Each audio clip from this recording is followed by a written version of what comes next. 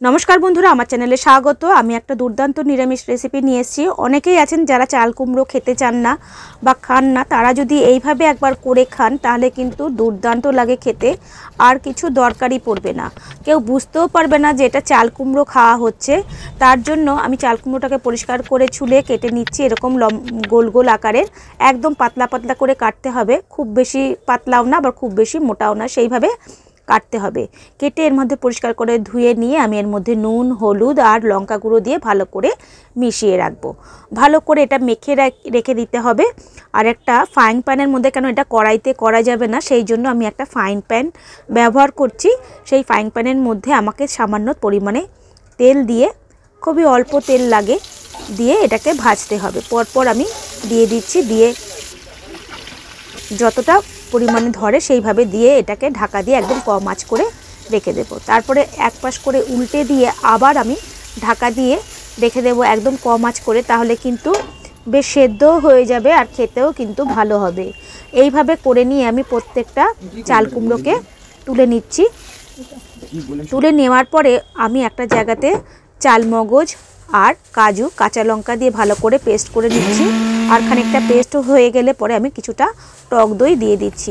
টক দইটা যদি জল ঝরিয়ে দেন তাহলে কিন্তু খুবই ভালো হয়। আমার হাতে সময় ছিল না তাই আমি একবারেই দিয়ে দিলাম। এর মধ্যে একটু জিরে তেজপাতা আর দিয়ে দিলাম আদা, একটু দিয়ে দিলাম জিরে গুঁড়ো ধনে গুঁড়ো লঙ্কা গুঁড়ো আর হচ্ছে পরিমাণ মতো নুন আর হলুদ দিয়ে ভালো করে দিয়ে এর মধ্যে কাশ্মীরি লঙ্কা এক চামচ দিয়ে গরম মশলা দিয়ে ভালো করে এটাকে মিশিয়ে নিলাম। নিয়ে যে পেস্টটা আমি তৈরি করেছিলাম সেই পেস্টটা এর মধ্যে দিয়ে একটু বাটি ধুয়ে জলটাও আমি দিয়ে দিলাম। একদমই এইভাবে ফুটে উঠবে, সুন্দর একটা গ্রেভি তৈরি হবে। হয়ে গেলে পরে আমি যে চাল কুমড়োটা ভেজে রেখেছিলাম, মশলাটা হয়ে যাওয়ার পরেই কিন্তু চাল কুমড়োটা আস্তে আস্তে এইভাবে দিয়ে দেবেন এবং খুব আলতো হাতে কিন্তু নাড়াতে হবে, না হলে কিন্তু ভেঙে যেতে পারে। সেই জন্য খুবই আলতো হাতে নাড়াতে হবে আর সামান্য একটু চিনি দিতে হবে যাতে টেস্টটা খুব সুন্দর আসে।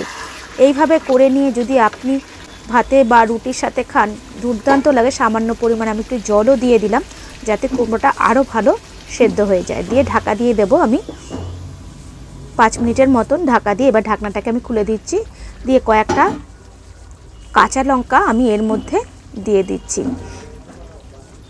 সামান্য পরিমাণে ঘি ছড়িয়ে আমি এটাকে এবারে নামিয়ে দেব। ভালো করে মিশিয়ে নিচ্ছি যাতে ঘিটা প্রত্যেকটা জায়গাতে ভালোভাবে হয়ে যায়। এরপরে আমি একটা পাত্রের মধ্যে তুলে নিচ্ছি। এত দুর্দান্ত হয়েছিল খেতে যে কি বলবো। যারা চাল কুমড়ো পছন্দ করেন না বা খেতে চান না তাদের যদি এইভাবে একবার করে খাওয়ান তারা বুঝতেই পারবে না যে তারা কি খাচ্ছে এবং রেসিপিটা দারুণ হয়। ভালো লাগলে একটু শেয়ার লাইক কমেন্ট করবেন।